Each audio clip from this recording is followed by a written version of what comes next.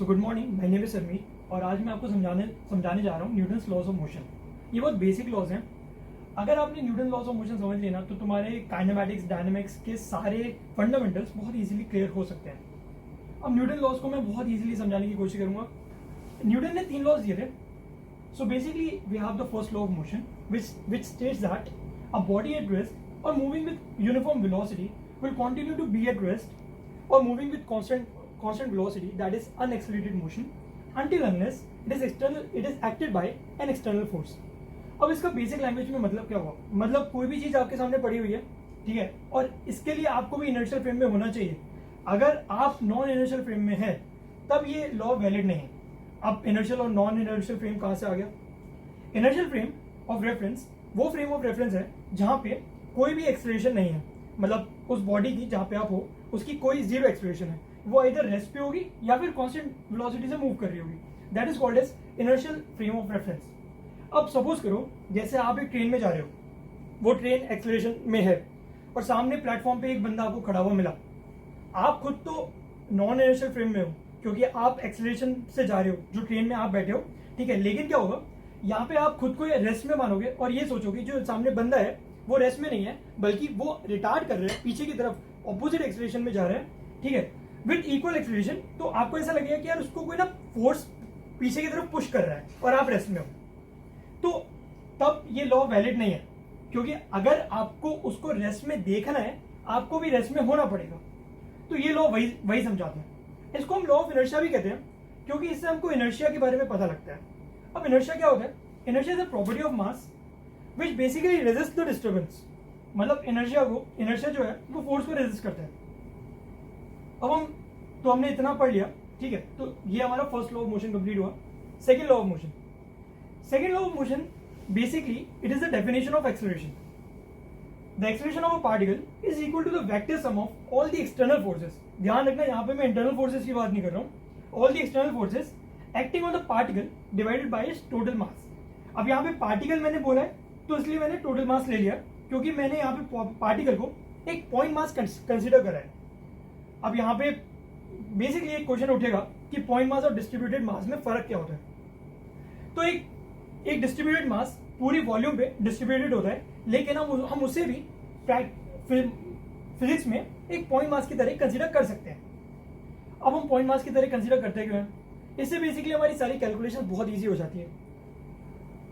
अब जैसे मतलब कोई भी डिस्ट्रीब्यूटेड मास है, उसका जो सेंटर ऑफ मास है वो हो सकता है उसके ज्योमेट्रिक सेंटर पे हो, और ये भी हो सकता है अगर नॉन यूनिफॉर्मली डिस्ट्रीब्यूटेड है ओवर द वॉल्यूम तो ये भी हो सकता है कि वो जो ज्योमेट्रिक सेंटर है वो उसका सेंटर ऑफ मास नहीं हो, ठीक है। तो जहां पे भी सेंटर ऑफ मास होगा हम उसकी एक्सेलरेशन ले लेंगे इनटू में the total mass of the body is equal to the total external force that are acting on the body, ठीक है। तो ये हमको सेकंड लॉ समझाता है। अब सेकंड लॉ की एक बहुत अच्छी एप्लीकेशन है। वैसे तो सेकंड लॉ की बहुत सारी एप्लीकेशंस है, इसको हम हर जगह यूज करते हैं, सारे डायनेमिक्स में हम सेकंड लॉ से ही यूज करते हैं। सेकंड लॉ ऑफ मोशन तो मतलब नॉर्मल मैकेनिक्स में यूज होता है, थर्मोडायनेमिक्स में यूज होता है, फ्लूइड मैकेनिक्स में यूज होता है, हर जगह यूज होता है। ये बेसिकली बहुत फंडामेंटल लॉ है, इससे हमको एक्सेलरेशन के बारे में पता लगता है। एक्सेलरेशन पता लग गई, उसको इंटीग्रेट करके वेलोसिटी मिल जाएगी, उसको इंटीग्रेट करके हमको डिस्प्लेसमेंट भी मिल सकता है, ठीक है। अब इसकी एक बहुत अच्छी एप्लीकेशन है कंजर्वेशन ऑफ लीनियर मोमेंटम में। वो क्या है कि अगर मैं ये फोर्स यहां से गायब कर दूं, मतलब the body is not acted by any external force, तब क्या होगा? एक्सेलरेशन जीरो हो जाएगा। एक्सेलरेशन जीरो हो जाएगा, इसका मतलब जो लीनियर मोमेंटम है वो कंजर्व रहेगा। हम ये प्रूफ भी कर सकते हैं कि the rate of change of linear momentum is equal to mass into acceleration, that is equal to the total external force applied on the body. अब यहां पे जैसे हमने लीनियर मोमेंटम की बात करी, तो लीनियर मोमेंटम क्या होता है? Linear momentum is basically mass into velocity, ठीक है। सपोज करो एक बॉल है मेरे पास, उसको मैंने थ्रो किया। आफ्टर थ्रोइंग द बॉल, अब तो कोई मतलब सपोज करो कोई ग्रेविटी नहीं है, neglect the force of gravity, कुछ भी नहीं है, बस मैंने एक हाथ से उसको थ्रो दिया। जब जैसे ही मैंने थ्रो छोड़ा तो मेरा हाथ हट गया, मेरा हाथ का कॉन्टेक्ट हट गया, फोर्स हट गया उससे। अब उसके पास केवल एक वेलोसिटी और मास है, तो उसका मतलब उसके पास एक लीनियर मोमेंटम है, ठीक है। अगर मैं उस पर कोई और फोर्स एक्ट करूं तब ही उसका लीनियर मोमेंटम चेंज हो सकता है, अदरवाइज जो उसका लीनियर मोमेंटम है वो कंजर्व रहेगा हमेशा, ठीक है।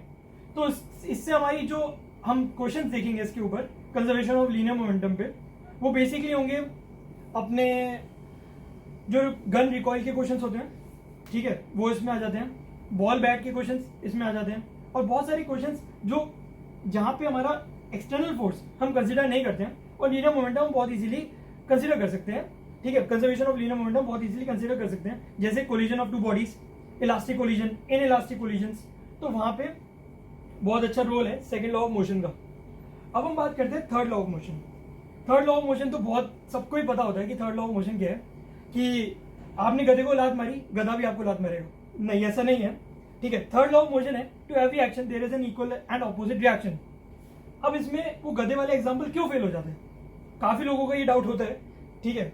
तो इसमें क्या होता है कि जिस बॉडी पे जहां पे कांटेक्ट हो रहा है, जिस बॉडी पे, एक ही बॉडी को आपको कंसीडर करना है। आप जब गधे पे लात मार रहे हो ना, तब आप दो चीजों को एक साथ कंसीडर कर रहे हो, अपने आप को और गधे को, यहाँ पे दो बॉडीज होगी। इसके लिए मैं बहुत इजी आपको एक समझाना चाहता हूँ, जैसे आपका टोटल वेट है,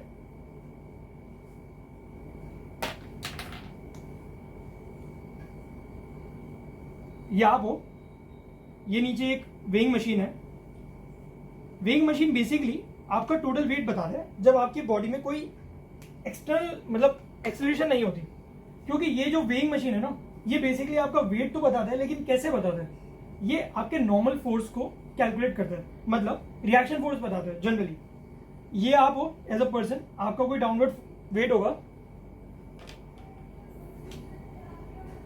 ये नीचे की तरफ आपका mg है जो आप एक्सर्ट कर रहे हैं इस वेइंग मशीन पे, ठीक है। अब ये नीचे जो वेइंग मशीन है, ये क्या कर रही है, ये इस mg को बैलेंस करने के लिए एक नॉर्मल रिएक्शन फोर्स आप पे दे रही है। एक्सर्ट कौन कर रहा है, आप, सिंगल बॉडी, ठीक है, अपने आप को यहां पे रखना।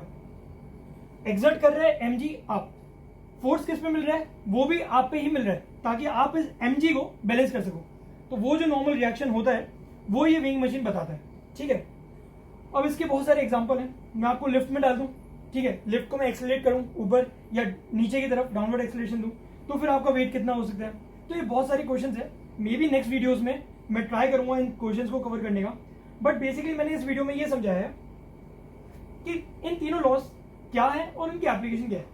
So thank you so much.